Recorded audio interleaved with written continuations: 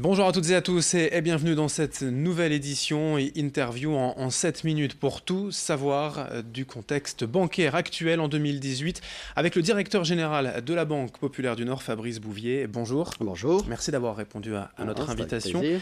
Alors je le disais, d'abord on va parler effectivement de ce contexte, de ce marché bancaire aujourd'hui. Les taux bas, forcément, les perspectives également pour les clients. Et déjà, voilà, la banque aujourd'hui, comment se porte ce marché? Plutôt bien? Le secteur va plutôt bien, mais il y a trois choses qui caractérisent aujourd'hui l'environnement bancaire. D'abord, la révolution technologique et digitale. Alors, ça concerne beaucoup de secteurs d'activité, mais chacun s'accorde à considérer que le secteur financier, le secteur bancaire est très impacté. Il est très impacté dans au moins trois domaines. D'abord, les clients, au regard de ce qui se passe sur le plan digital, ont besoin de réactivité et d'immédiateté. Faire de la banque comme avant, ça ne marche plus. Faire attendre une semaine, 10 jours pour donner une réponse, ça ne fonctionne plus comme ça.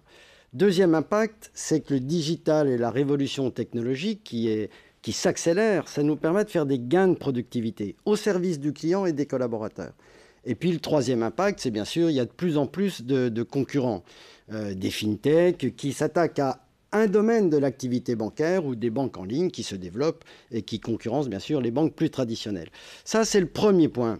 Et vous l'évoquiez tout à l'heure, le deuxième point qui est très important, c'est les taux bas. Ça impacte le monde bancaire. C'est bon pour les clients, c'est bon pour l'économie, sur tous les agents économiques, et c'est ce que voulait la BCE, la Banque Centrale Européenne, c'est de pouvoir injecter à moindre coût des capitaux pour soutenir l'économie. Et ça marche. Les économies, même l'économie régionale, va beaucoup mieux. Mais pour une banque, je vais vous donner un ordre de grandeur qui va parler à celles qui nous écoutent. Il y a 3 ans, le rendement moyen de notre portefeuille de crédit, c'était 3,4%. Aujourd'hui, c'est 2%. Donc ça, c'est un impact majeur. Donc il y a des côtés positifs, mais pour une entreprise bancaire, ce n'est pas toujours facile à gérer. Puis troisième domaine qui caractérise les banques aujourd'hui, c'est la réglementation. Une accélération de la réglementation. Parfois un peu tatillonne.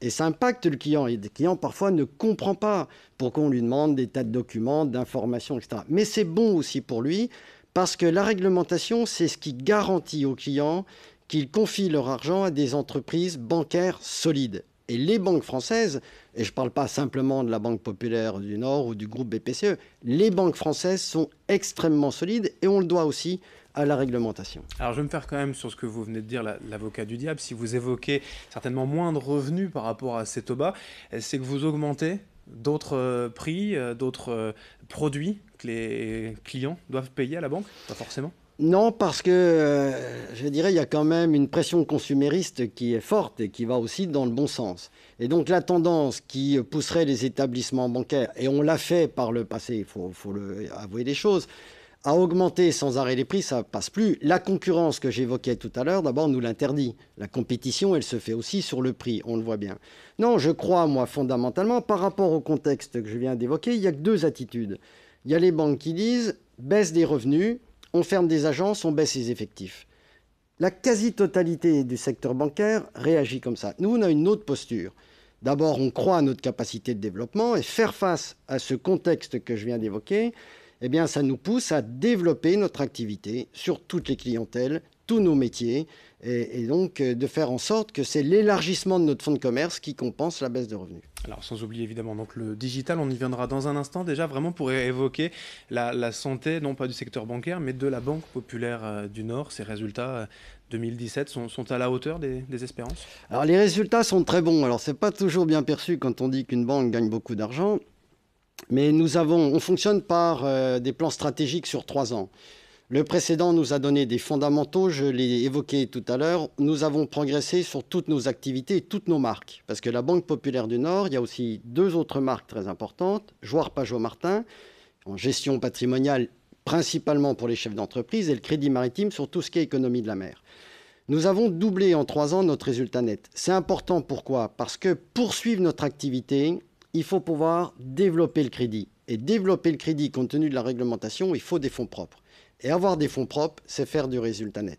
Donc les résultats sont bons et ça nous permet de lancer notre nouveau plan stratégique 2018-2020 sur des fondamentaux extrêmement solide. Notamment de l'innovation digitale, vous le disiez, pour modifier la relation client-conseiller. Là encore, la question, c'est un peu pour aller vous chercher, mais mettre plus de digital, ça ne se fait pas au détriment de l'humain quand même? D'avoir, voyez, ces relations en ligne, ces applications ou autres. Je ne veux pas avoir un discours trop convenu. Moi, je pense que c'est deux choses qui sont bien sûr, qui s'ajoutent. Nous, ce qu'on souhaite dans notre plan stratégique, c'est 3 transformations. Première transformation dans nos politiques clients. Je l'ai dit, faire simple, rapide, utile, rechercher des solutions pour le client et donc améliorer la qualité de service. Et les attentes et les besoins du client sont différents en fonction du segment, des particuliers, des professionnels, des entreprises. Donc être très présent. Le meilleur du digital, les meilleures applications du marché, mais il y a un moment donné, la relation humaine est essentielle, notamment pour le conseil et la recherche avec le client de solutions. Mais la posture vis-à-vis du client doit être différente. On ne peut plus être le banquier avec l'attaché caisse qui vient voir le client et qui donne des leçons. Ça ne se passe plus comme ça. C'est un dialogue, voilà, une conversation qu'on doit avoir avec le client qui est utile. Deuxième domaine de transformation, c'est les politiques RH.